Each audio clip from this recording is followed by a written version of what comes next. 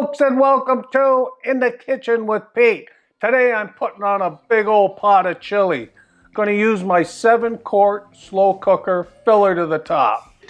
You can also use a stock pot. Sometimes I use my 12-quart stock pot here. You have to babysit it. With the slow cooker, you set it, go about your business, come back in 6 hours, it's done.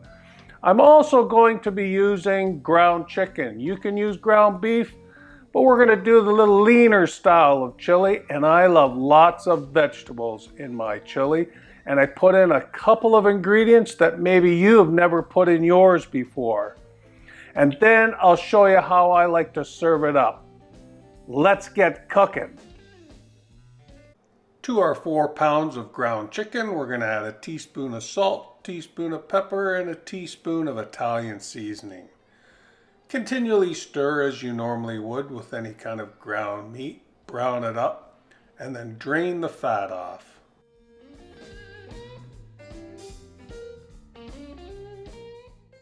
Well, let's get to our vegetables. I'm going to be using 1 zucchini, 5 medium to large mushrooms. You can use white mushrooms, or I've got some cremini mushrooms today.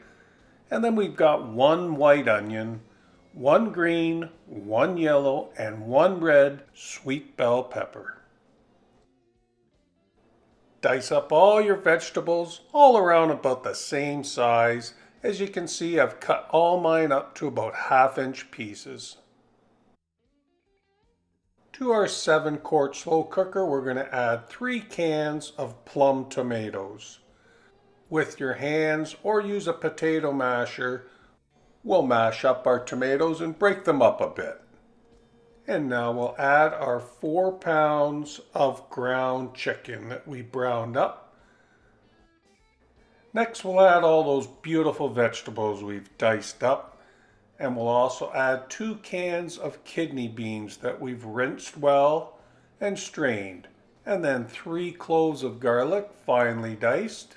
Now here's an ingredient you may not have added before. Clamato juice. If you don't have Clamato, you can use tomato juice.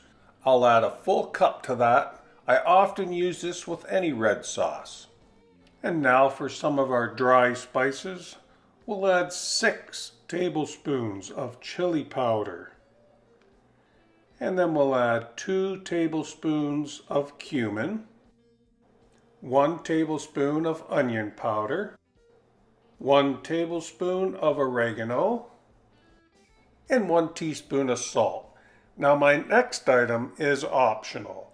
I love putting pickled jalapenos in my chili. It goes so well. I've got a 1/2 cup here with the juice, but you be the judge. It's optional. It gives it a bit of heat, of course, but it's an excellent addition to chili. I bet you thought we weren't going to get it all in that 7-quart pot, but it's all in there. Let's stir it up thoroughly before we turn the heat on. I've set my slow cooker for 6 hours on high. No need to stir anymore, just put the lid on it and let it be. And remember, chili tastes even better the day after. Let it cool, refrigerate, and serve the next day. Well, that was another simple and delicious recipe. When I'm serving up my chili, I like to serve up some toppings. Get creative. I have some cheese and some sour cream and some onions. Let's put these together. Let's zoom in here and we'll take a closer look. So for my bowl of chili, we're going to add a little bit of cheddar cheese, a little dollop of sour cream, and a little bit of fresh chopped white onions. Jalapenos is a good option as well. Now, what else do I love my chili with? Chili dogs. An all beef wiener fresh off the barbecue. Put some chili on there.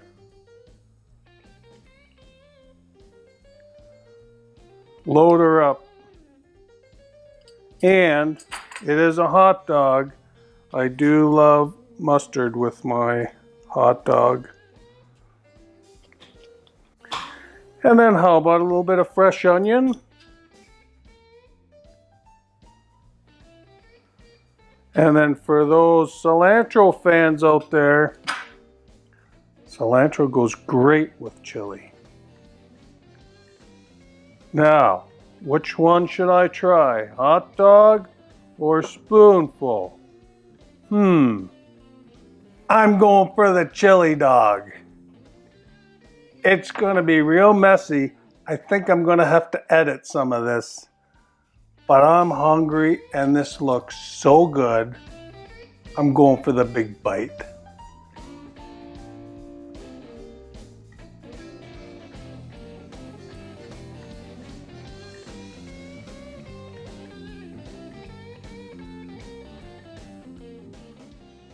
Oh, wow. You're gonna love it. Well, thanks for coming out and watching In the Kitchen with Pete. Until next time, see ya.